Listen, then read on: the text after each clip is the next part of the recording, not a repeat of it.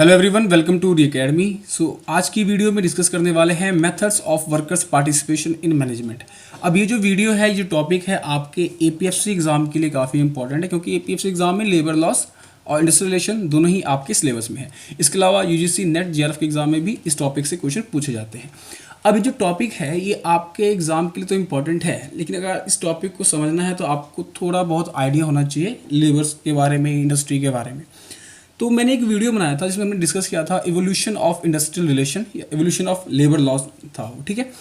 तो उस वीडियो में हमने डिस्कस किया था कि कैसे इंडस्ट्री डेवलप हुई ओवर द पीरियड और कैसे लेबर की जो वेलफेयर स्कीम्स थी, जो लेबर के राइट थे, वो डेवलप हुए ओवर द पीरियड, ठीक है। तो एंशिएंट टाइम से अगर बात किया जाए तो मॉडर्न टाइम तक बहुत ज़्यादा चेंजेस आए हैं लेबर की कंडीशन में। और इंडस्ट्रियल रिलेशन, जो इंडस्ट्रियल रिवोल्यूशन था, उस टाइम में लेबर की कंडीशन सबसे ज़्यादा कह सकते हो ख़राब थी, ठीक है। 24 घंटे काम करवाए जाते थे, बच्चों से काम होता था, लेडीज़ से काम होता था, रात रात दिन भर काम करवाया जाता था। तो लेबर राइट काफ़ी वीक थे उस टाइम। लेकिन ओवर द पीरियड क्या हुआ, आईएलओ डेवलप हुआ, डिफरेंट ऑर्गेनाइजेशन डेवलप हुए, लेबर के बारे में बात किया जाने लगा। और आज के टाइम में देखा जाए तो लेबर्स को बहुत ज़्यादा राइट्स अवेलेबल है, बहुत कंडीशन अब पहले के हिसाब से बहुत अच्छी है, ठीक है। लेकिन ये जो टॉपिक है मेथड्स ऑफ वर्कर्स पार्टिसिपेशन, ये काफ़ी फ्यूचरिस्टिक टॉपिक है, क्योंकि यहाँ पे हम लेबर को कोई लेबर राइट देने की बात नहीं कर रहे हैं। यहाँ पे हम बात कर रहे हैं लेबर को मैनेजमेंट में इन्वॉल्व करने की, जो कि बहुत बड़ा एक कह सकते हो कि पॉइंट है, ठीक है। तो बहुत बड़ी पॉइंट को डिस्कस करने वाले हैं यहाँ पे। तो लेबर को किस तरीके से मैनेजमेंट में इन्वॉल्व किया जाए ताकि जो लेबर है, जो वर्कर है, मैनेजमेंट को और मैनेजमेंट की पॉलिसी को इन्फ्लुएंस कर सकता है, ठीक है। तो ये एक तरीके का ओवरव्यू है। अब इस जितने भी तरीके हैं, लेबर जिन जिन तरीक़ों से मैनेजमेंट में पार्टिसिपेट कर सकता है, वो हम लोग यहाँ पे डिस्कस करने वाले हैं। तो जो पहला तरीका है वो है आपका वर्क कमेटी। और वर्क कमेटी जो है, इसके बारे में आपको देखने को मिलेगा इंडस्ट्रियल डिस्प्यूट एक्ट 1947 में, ठीक है, अंडर सेक्शन 3 सबसेक्शन 1। तो वहाँ पे आपको वर्क कमेटी के बारे में जानकारी मिल जाएगी, ठीक है। तो वर्क कमेटी क्या है? वर्क कमेटी एक निगोसिएशन ऑर्गन है, ठीक है, निगोसिएशन ऑर्गन है। तो आपको यहाँ पे अब पता लग जाना चाहिए कि जितने भी तरीके हम लोग डिस्कस करने वाले हैं, ये एक तरीके का क्या है, ये एक तरीके का डिस्प्यूट रेजोल्यूशन का काम भी करेगा और वर्कर को इन्वॉल्व करने का काम भी करेगा, ठीक है। तो यहाँ पे वर्क कमेटी क्या है, एक निगोसिएशन ऑर्गन है, मतलब वॉलंटरी तरीके से निगोशिएट करना है अगर एम्प्लॉयर और वर्कर के डिस्प्यूट को, तो वर्क कमेटी के पास जाके वर्क कमेटी से के थ्रू वो रिजॉल्व कर सकता है। वर्क कमेटी का काम क्या है? काम क्या है उसका? मेंटेन करना रिलेशनशिप को, इवन देर आर डिस्प्यूट, अगर डिस्प्यूट है भी एम्प्लॉयर और वर्कर के बीच में, अगर कोई झगड़ा भी है, फिर भी वर्क कमेटी का काम क्या होगा कि आप उन दोनों के झगड़ों के बीच में समझौता करा सको, ठीक है, रिलेशन मेंटेन करके रख सको। अब ये कहाँ पे इस्टेब्लिश किया जाएगा? तो हर एक इस्टेब्लिशमेंट में जहाँ पे 100 और मोर वर्कर्स काम कर रहे थे, हैं या काम कर चुके हैं पिछले किसी भी जो 12 महीने में किसी भी दिन, अगर 100 या 100 से ज़्यादा वर्कर हो चुके हैं, तो वो जो इस्टेब्लिशमेंट है उसे वर्क कमेटी इस्टेब्लिश करना पड़ेगा। और वर्क कमेटी में क्या होगा? Number of representation of employer और वर्कमैन क्या होगा? इक्वल होगा। अब देखिए ये पॉइंट जो है, ये पॉइंट आपको याद होना चाहिए हर एक टॉपिक पे। कभी भी इंडस्ट्रियल रिलेशन की बात हो ना, तो वहाँ पे कोई भी टॉपिक हो, आपको ये याद रखना है कि नंबर ऑफ एम्प्लॉयर और नंबर ऑफ वर्कमैन हमेशा इक्वल होंगे, और उन दोनों को जब आप ऐड करोगे तो उसका जो 1/3 होगा वो वुमन होनी चाहिए, ठीक है। तो ये चीज़ आपको हमेशा हर पॉइंट में याद रखना है, कहीं भी ये क्वेश्चन आए तो आपको गलत करके नहीं आना है। दोनों की ही केस में, हर एक केस में क्या होगा, एम्प्लॉयर और वर्कमैन का जो नंबर होगा वो इक्वल होगा, और टोटल का 1/3 वुमेन होगा, ठीक है।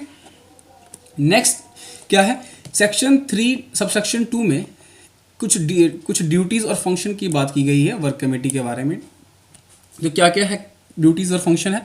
ट्रेनिंग ऑफ वर्कमैन, ट्रेनिंग जब वर्कमैन करानी हो, वेजेस की, बोनस की, ग्रेचुटी, प्रमोशन, ट्रांसफ़र, जब ये सारे मैटर से रिलेटेड कोई इशू होगा तो वर्क कमेटी एक्टिव हो जाएगा। Finding of work committee are advisory, ठीक है, वर्क कमेटी आर एडवाइजरी। अब यहाँ पे एक चीज़ है, देखिए, अगर आप हेडिंग को देखो तो मेथड्स ऑफ वर्कर्स पार्टिसिपेशन की बात कर रहे हैं, वर्कर्स को पार्टिसिपेट कराने की बात कर रहे हैं मैनेजमेंट में। अब भले ही हम लोग ये डिस्कस कर रहे हैं, ऐसी चीज़ें हो रही हैं, लेकिन क्या कोई इंडस्ट्री या क्या कोई मैनेजमेंट वर्कर को इतना राइट दे देगा कि वो सच में पूरे के पूरे मैनेजमेंट फैसिलिटी को, जो पॉलिसीज़ को इन्फ्लुएंस कर देगा? नहीं करने देगा कभी भी। तो चाहे हम लोग वर्कर्स को कितना भी इन्वॉल्व कर लें, लेकिन जो फाइंडिंग्स होंगी वो हमेशा एडवाइजरी ही होंगी, ठीक है। इस चीज़ को आप लोग नोट कर लो। कभी भी ऐसा नहीं होगा कि हाँ वर्कर ने कुछ कहा और एम्प्लॉयर हाँ जी मान गए, हम ठीक है सर आपने बोला हम कर लेंगे, वैसा ऐसा कभी नहीं होने वाला, ठीक है। मैनेजमेंट ज़्यादा पावरफुल होता है हमेशा। नेक्स्ट जो आपके पास तरीका है वो है जॉइंट मैनेजमेंट काउंसिल का। तो जॉइंट मैनेजमेंट काउंसिल बना के भी वर्कर क्या कर सकता है? मैनेजमेंट को इन्फ्लुएंस कर सकता है, उसमें इन्वॉल्व हो सकता है। तो जॉइंट मैनेजमेंट काउंसिल में क्या कौन कौन होता है? मैनेजमेंट और वर्कर दोनों ही होते हैं। फिर यहाँ पे रोल क्या होगा? एडवाइजरी होगा। ये चीज़ें आप याद कर लो, ये सब थोड़ी सी कॉमन सेंस की बात है जो मैंने आपको बता दी है कि रोल हमेशा क्या होगा? एडवाइजरी ही होगा। फंक्शन क्या क्या डिस्कस करेगा ये? मैटर्स लाइक स्टैंडिंग ऑर्डर, जो ऑर्डर होंगे, जो प्रोसीजर होगा, इस्टेब्लिशमेंट है वो डिस्कस करेगा, रेशनलाइजेशन होगा, retrenchment, closure, reduction of operation. तो जब भी इन मुद्दों पे कोई बात डिस्कस की जानी होगी तो जॉइंट मैनेजमेंट काउंसिल का सहारा लिया जाएगा। और जॉइंट मैनेजमेंट काउंसिल के थ्रू वर्कर क्या हो रहा है? मैनेजमेंट के डिसीजन में इन्वॉल्व हो रहा है, ठीक है। ट्रेनिंग, स्कीम्स, प्रोग्राम्स या वर्किंग आवर, तो इन सारे ही मुद्दों पे क्या होगा? वर्कर जॉइंट काउंसिल के माध्यम से मैनेजमेंट की पॉलिसी को इन्फ्लुएंस करेगा। ट्रेड यूनियन जनरली अपोज करता है इस चीज़ को, ठीक है। ट्रेड यूनियन जनरली अपोज करता है इस चीज़ को, ये बात आपको याद रखनी है। इंडस्ट्रियल डेमोक्रेसी, अब ये क्या है? Worker participation on the board of director. तो बोर्ड ऑफ डायरेक्टर समझ रहे हो, जो डिसीजन लेता है, जो मेन डिसीजन लेता है किसी भी इस्टेब्लिशमेंट में, इंडस्ट्री में, वहाँ तक लेबर को पहुँचाने की बात कर रहा है हमारा इंडस्ट्रियल डेमोक्रेसी। इसमें रिप्रेजेंटेटिव्स जो होंगे या तो इलेक्ट कर सकते हो या नॉमिनेट कर सकते हो, ठीक है। 2 या 3 होने चाहिए, 3 से ज़्यादा कभी भी वर्कर्स का पार्टिसिपेशन बोर्ड ऑफ डायरेक्टर में नहीं होगा। 3 से ज़्यादा हो जाएगा तो क्या होगा? देखिए अब इसका मतलब यहाँ पे आपको ये नहीं समझना है कि 3 मेंबर डाल दिए मतलब कि ये तो डिसीजन मेकर होंगे, नहीं। बोर्ड ऑफ डायरेक्टर क्या होंगे? हमेशा 10, 12, 15 ऐसे ही होता है। तो अगर आप 3 भी हो तो कुछ ज़्यादा इन्फ्लुएंस कर नहीं सकते हो, ठीक है। क्योंकि जितने भी ये जो तरीके हैं वो सारे ही कंसेंसस से लिए जाते हैं, मतलब कि आपसी रजामंदी से लिए जाते हैं सारे फैसले। ऐसे नहीं कि वोटिंग होता है, ये सब चीज़ें नहीं होती, ठीक है। तो आपसी रजामंदी से जब लोगे फैसले तो ये 2 और 3 जो नंबर है ये बहुत छोटा पड़ जाता है डिसीजन लेने के लिए। इसीलिए ये जो तरीका है ये कोई खास इफेक्टिव नहीं है। अगला है सजेशन स्कीम। सजेशन स्कीम जैसे नाम से सजेस्ट करता है कि सिर्फ सजेशन देने का काम करेगा, इक्वल रिप्रेजेंटेशन होगा, ये तो हमेशा आपको याद रखना है। Workers are encourage to give their suggestion to the management. अब जैसे बहुत सारे आप रेलवे में जाओ, सफ़र करो, तो कैंटीन के बाहर, ट्रेन में, हर जगह एक बैलेट बॉक्स की तरह बना होता है जहाँ पे आप लोग सजेशन दे सकते हो। तो ये बिल्कुल उसी तरीके का है, ये भी ज़्यादा कुछ इफेक्टिव है नहीं, ये तो हर जगह अवेलेबल होता ही है। अगला जो इंपॉर्टेंट है आपके पास है वो है शॉप काउंसिल, ठीक है। शॉप काउंसिल में क्या होता है? नंबर ऑफ इक्वल रिप्रेजेंटेटिव, दोनों तरफ से, एम्प्लॉयर से भी और एम्प्लॉय से भी। चीज़ें आपको याद होनी चाहिए हमेशा। एम्प्लॉयर का जो रिप्रेजेंटेटिव होगा उसको नॉमिनेट होगा बाय मैनेजमेंट, ठीक है। तो मैनेजमेंट क्या करेगा? अपना एक रिप्रेजेंटेटिव नॉमिनेट करेगा। सिमिलरली वर्कर क्या करेगा? उसका भी एक रिप्रेजेंटेटिव होगा जिसका जो मिनिमम टाइम पीरियड होगा वो होगा 2 साल। तो ये पॉइंट आपको याद रखना है, ऐसे कीवर्ड्स आपको याद रखने हैं। बाकी देखिए इस टॉपिक में काफ़ी ज़्यादा सिमिलरिटीज़ है, नाम डिफरेंट है लेकिन चीज़ें लगभग सेम है। Equal number of representation, advisory role, तो ये चीज़ें हमेशा याद रखने हैं आपको। तो यहाँ पे जो अलग है वो है 2 ईयर्स के लिए, मतलब कि शॉप काउंसिल में क्या होगा? 2 साल के लिए वर्कर का रिप्रेजेंटेटिव नॉमिनेट किया जाएगा, ठीक है। और मैनेजमेंट क्या करेगा? एम्प्लॉयर क्या करेगा? एक नॉमिनेट करेगा पर्सन को मैनेजमेंट की तरफ से। अब ये दोनों ये सब मिलके क्या करेंगे? असिस्ट करेंगे मैनेजमेंट को। देखिए सेम चीज़ कर रहे हैं, बस नाम चेंज हो गया, ठीक है। सेम चीज़ कर रहे हैं, बस नाम चेंज हो गया है। तो अलग अलग जगह पे, अलग अलग इंडस्ट्री में अलग अलग नाम से ऐसे ही चीज़ें चलती हैं। नेक्स्ट जो है वो है आपका जॉइंट काउंसिल। अब ये जो शॉप काउंसिल है, जैसे कि नाम से पता है शॉप, छोटा, मतलब कि जहाँ पे 10, 20 इस तरह जितने, मतलब 100 से जहाँ पे कम वर्कर काम कर रहे हो वहाँ पे ये आपका शॉप काउंसिल चलता है। अगला है जॉइंट काउंसिल। जॉइंट काउंसिल में क्या होता है? जहाँ पे मैनेजमेंट और वर्कर एक यूनिट की तरह काम करते हैं, वहाँ पे जॉइंट काउंसिल बनाए। देखिए जॉइंट मतलब यूनिट करके, तो यूनिट की तरह जहाँ काम करे मैनेजमेंट और वर्कर, वहाँ पे आपका जॉइंट काउंसिल होगा। टेन्योर कितना होगा? 2 साल, 2 साल का। चीफ एग्जीक्यूटिव जो होगा वो चेयरमैन बनेगा, और ये जो चीफ एग्जीक्यूटिव जो चेयरमैन होगा उसे मैनेजमेंट मतलब एम्प्लॉयर की तरफ से नॉमिनेट किया जाएगा। वर्कर की तरफ से वाइस चेयरमैन को नॉमिनेट किया जाता है, ठीक है। जॉइंट काउंसिल ये दोनों ही जब चेयरमैन और वाइस चेयरमैन जब मिल जाते हैं, ठीक है, मतलब एक यूनिट बन गई है। अब ये यूनिट क्या करेगा, एक सेक्रेटरी अपॉइंट करेगा जो कि सारे ही फंक्शन कार्य काज जितने भी थे, चाहे वेज से, प्रमोशन से, पेमेंट से, ग्रेचुइटी से, फंक्शन से, ठीक है, प्रोग्राम से, तो कोई भी मैटर पे अगर कुछ लेना होगा तो सारा कार्य काम कौन देखेगा, सेक्रेटरी देखेगा। ये जो जॉइंट काउंसिल है ये 4 महीने में एक बार इन्हें मिलना होता है, लेकिन ये वेरी कर सकता है यूनिट टू यूनिट। कहीं पे अगर मेंबर ज़्यादा है, वर्कर्स इस्टेब्लिशमेंट जो है काफ़ी बड़ा है, वहाँ पे क्या होगा, जल्दी जल्दी मिलना पड़ेगा। इस्टेब्लिशमेंट छोटा है तो आप डिले भी कर सकते हो, ठीक है, ये वेरी भी कर सकता है। डिसीजन जो होगा वो क्या होगा, कंसेंसस से, मतलब कि आपसी रजामंदी से फैसले लिए जाएंगे, ना कि वोटिंग से।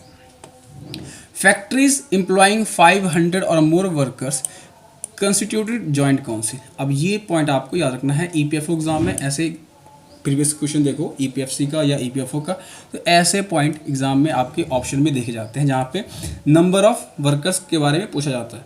तो 500 या ज़्यादा वर्कर अगर होंगे किसी भी इस्टेब्लिशमेंट में, या प्रीसीडिंग 12 मंथ में किसी भी एक दिन में 500 वर्कर्स हो चुके होंगे, तो उस इस्टेब्लिशमेंट को एक ज्वाइंट काउंसिल बनाना पड़ेगा। नेक्स्ट है यूनिट काउंसिल। अब यूनिट काउंसिल क्या है, ये पब्लिक सेक्टर में चाहे कमर्शियल हो, सर्विस हो, या अदर सेक्टर में भी ये चीज़ें एक्टिव होती हैं, जहाँ पे 100 और 100 से क्या हो, कम हो, ठीक है। एटलीस्ट 100 वर्कर, मतलब 100 होने ही चाहिए, 100 से ज़्यादा भी हो सकते हैं, लेकिन 100 वर्कर होने ही चाहिए, कम से कम 100। अब शॉप काउंसिल में क्या था, 100 से कम। यूनिट काउंसिल में क्या है, 100 से ज़्यादा। और जॉइंट जो आपका पीछे था उसमें क्या था, 500 या उससे ज़्यादा। तो मैनेजमेंट और वर्कर यहाँ भी सेम चीज़ आपको याद रखनी है, इक्वल होंगे, लेकिन यहाँ पे एक चीज़ दिया गया है कि जो नंबर ऑफ वर्कर्स है वो नॉट ग्रेटर देन 12। मतलब ये कह सकते हो कि अगर 25 मेंबर है, ठीक है, या 24 मेंबर है, तो 12 वर्कर के और 12 मैनेजमेंट के होंगे, ठीक है। अगर 25 है तो क्या होगा, 12 वर्कर के और 13 मैनेजमेंट के होंगे। तो कभी भी अगर 25 या 25 से ज़्यादा मेंबर बनाए जाएंगे तो यहाँ पे वर्कर का संख्या क्या होगा, 12 से कम ही होना चाहिए। फिर यहाँ पे कह रहा है डिसीजन और कंसेंसस, मतलब कि वोटिंग नहीं होगा कि वोटिंग कर लिया और वर्कर जीत गए, तो ऐसा नहीं हो सकता। कंसेंसस से, ठीक है, मतलब आपसी रजामंदी से सारे फैसले लिए जाएंगे। अनसेटल्ड मैटर जो भी होगा वो ज्वाइंट काउंसिल को रेफर कर दिया जाएगा कंसिडरेशन के लिए। मतलब शॉप को अगर आप एक पिरामिड एज्यूम करो तो शॉप काउंसिल कहाँ है, सबसे नीचे के फ्लोर पे है, उससे ऊपर क्या है आपका यूनिट काउंसिल, और उससे ऊपर क्या है, जॉइंट काउंसिल, ठीक है। इनको साल में at least once in a month, तो एक महीने में इन्हें एक बार मिलना होता है, ठीक है। और चेयरमैन जो होते हैं वो नॉमिनेट किए जाते हैं मैनेजमेंट। तो ये भी पॉइंट आपको याद रखना है, हमेशा इसमें कन्फ्यूज़ नहीं होना है, चेयरमैन हमेशा मैनेजमेंट की साइड से ही होगा, ठीक है। एडवाइजरी रोल होगा, इक्वल नंबर रिप्रेजेंटेशन होगा, और चेयरमैन हमेशा मैनेजमेंट की साइड का ही होगा। नेक्स्ट है को पार्टनरशिप। अब को पार्टनरशिप इससे आपको समझ आ रहा है, पार्टनरशिप मतलब कि जिस तरीके से बिजनेस में पार्टनरशिप होता है उसी तरीके से यहाँ पे मैनेजमेंट और वर्कर के पार्टनरशिप की बात की जा रही है। Workers and employers have equal number of participation, worker participate in the equity capital of their organisation. मतलब यहाँ पे वर्कर्स को शेयर होल्डर बनाने की बात की गई है, ठीक है, वर्कर्स को शेयर होल्डर बनाने की बात की गई है। Worker do not get real control over the management and they can not participate in management. लेकिन फिर भी वो क्या होता है, रियल पावर गेन नहीं कर पाता है, भले ही उसने शेयर खरीद लिया। ये बिल्कुल आज मॉडर्न टाइम की तरह है, जहाँ पे हम लोग डिफरेंट ऐप्स के थ्रू क्या करते हैं, किसी कंपनी के शेयर खरीद लेते हैं, म्यूचुअल फंड में इन्वेस्ट करते हैं, कुछ भी, लेकिन हम लोग उस शेयर को खरीदने के बाद भी क्या होते हैं, बॉस नहीं हो जाते हैं, ठीक है। ये उसी तरीके से है, वर्कर्स को इक्विटी कैपिटल में इन्वेस्टमेंट तो दिया जाता है, ठीक है, आप पार्टिसिपेट तो कर सकते हो, शेयर खरीद तो सकते हो, लेकिन आप रियल कंट्रोल हासिल नहीं कर सकते हो कि आपने शेयर खरीद लिया तो आप मैनेजमेंट में बोर्ड ऑफ जो कंट्रोल है वहाँ जाकर बैठ जाओगे और डिसीजन को इन्फ्लुएंस करोगे, ऐसा आप नहीं कर सकते हो, ठीक है। फिर है ऑटो मैनेजमेंट। ऑटो मैनेजमेंट मतलब क्या समझते हो, खुद से मैनेजमेंट करना, किसके द्वारा, वर्कर्स के द्वारा।